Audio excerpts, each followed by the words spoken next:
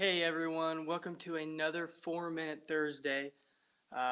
It's been a while since I put one of these out, so hopefully you guys had an awesome time at camp. Hopefully everything went well the last few weeks, but I wanted to come back and hopefully pick up where we left off and be able to continue to do this every Thursday for you guys to help encourage, to help uplift, and maybe just you need to hear just some encouraging words, and that's what this is.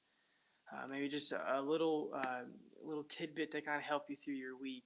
But today I wanted to talk about our weaknesses, and that seems to be a big topic. It's easy to go through, it's easy to bring up, but when we go through our life, we're faced with so much hardship, so much trouble, and we have to look at ourselves. We have to look at okay, well, I'm supposed to better myself. I'm supposed to be stronger. I'm supposed to be smarter.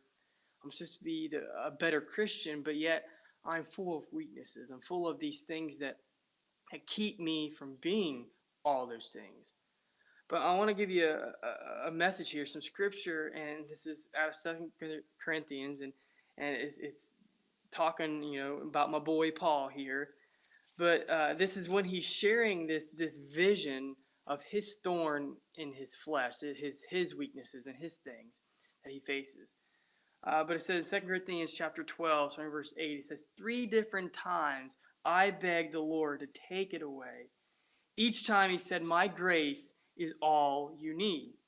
My power works best in weakness. So now I am glad to boast about my weaknesses so that the power of Christ can work through me.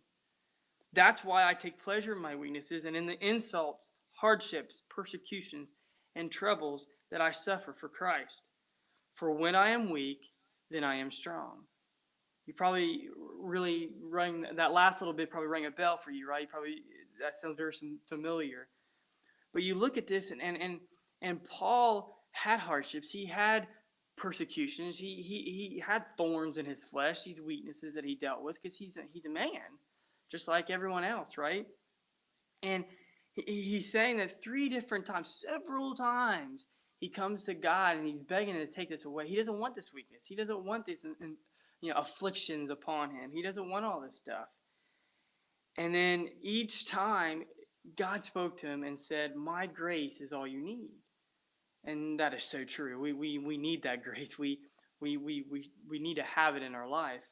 And that should be sufficient enough for us.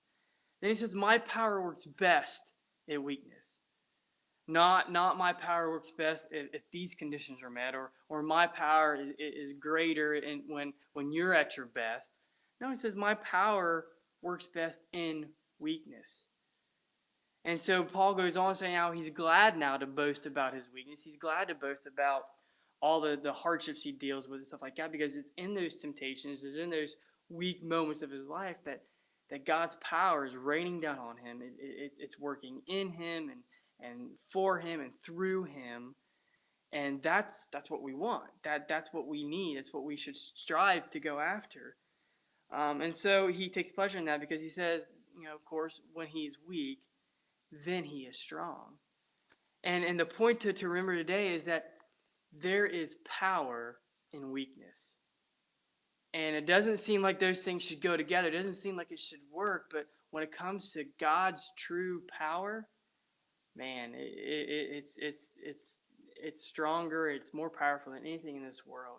So when you're feeling tempted, when you're feeling down, when you're feeling weak, and you have, you're examining your life and your relationship, and you're experiencing all these weaknesses in it, remember God's power works best in those weaknesses.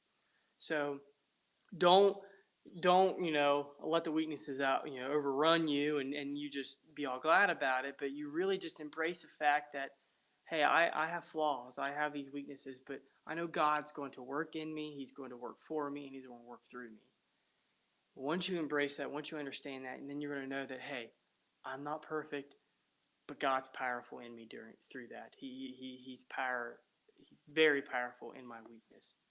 So I hope this is encouraging for you guys. I hope you guys have a great week, the rest of the week, and look to you next time. See ya.